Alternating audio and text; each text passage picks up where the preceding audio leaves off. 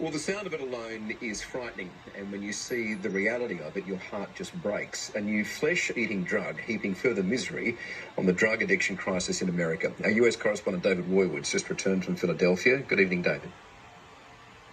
Good evening, Michael. Yes, look, it's confronting stuff. We visited one of America's great cities, Philadelphia, and we witnessed it being savaged by this new drug. Now, it is called Tranq. It is highly addictive, and users, they are openly injecting and dying on the streets in broad daylight. The scariest part about all of this, however, is that lawmakers still don't have much of a plan in place to try and curb its rapid spread.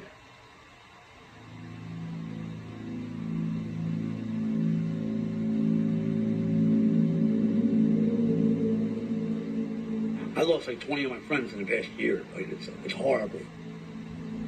From Tranq and fentanyl, like it's been insane out here. The xylazine is really making us look like zombies, like physically look like zombies. Like my leg looks like it's something out of a horror movie. Hooked in a vicious cycle of brutal addiction.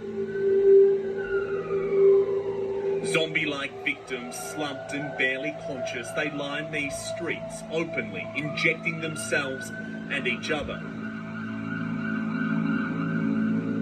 They are the tragic face of America's latest desperate drug emergency. Old heroin, you can go 8 to 12 hours without doing a bag. This is like 2-3 hours later, you're starting to feel sick already. And that's because here, under this train line in northern Philadelphia, drug dealers have perfected a cruel new cocktail tormenting those at their lowest point.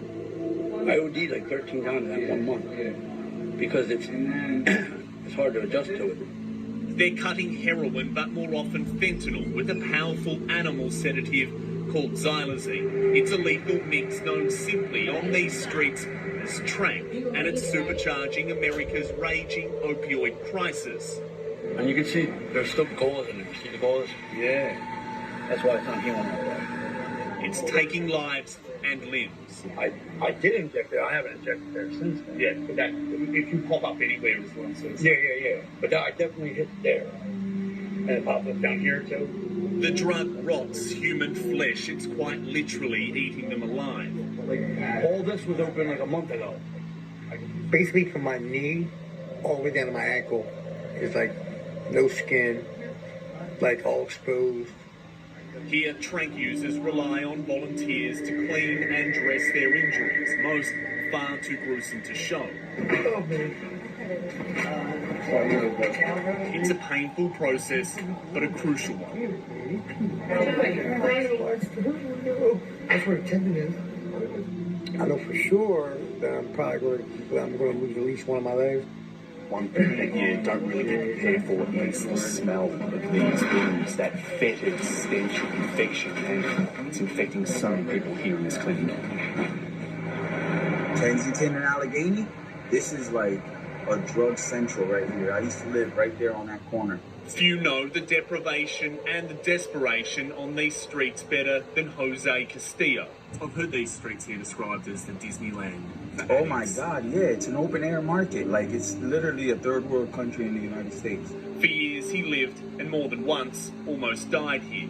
How do you feel now when you see these images? You're 6 months clean. I see myself. Like, I used to be that dude. Like, I remember I get like flashbacks of me sitting right here. Police patrol this lawless pocket of America in name only. It's drug dealers and their masked henchmen running these city blocks. Is it dangerous for us to be around here? Yeah, definitely. Especially like with cameras and stuff. Like A warning realised just seconds later as a street enforcer made it clear. No. See what I'm saying? Hurry up, pull off. Go around them and get away. Observers aren't welcome. A hot coffee pitched through our window, a stroke of good fortune, according to our guide, Jose, adamant it could have been far worse. Whether by gun or needle, life in Kensington, Philadelphia is cheap. Look at that guy, he just probably OD'd right there. Has he? The lucky ones are revived only to relapse again and again. It must have been fentanyl because He got Narcan once and popped right up. But xylazine is not an opioid and doesn't respond to life-saving Narcan treatments. Around a third of all overdose cases here in Philadelphia are found to contain xylazine, and authorities say the drug is spreading at a breakneck speed, racing across the United States and even overseas.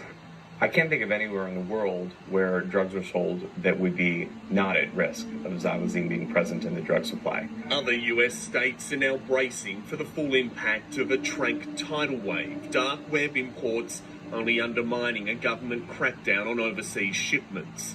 The Department of Public Health doesn't necessarily have like a direct way to, prevent xylazine from finding its way into drugs, but we do want to make sure that people understand the composition of the drugs that we're seeing.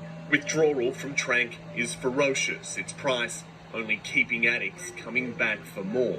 Old heroin, we used to pay $10 a bag. Now we pay $5 a bag, and we get sometimes twice as much. For stigmatized users crushed by the weight of unrelenting addiction, help is in short supply. It's a narrow road out for the country's most miserable and those living the horrors of this monumental American failure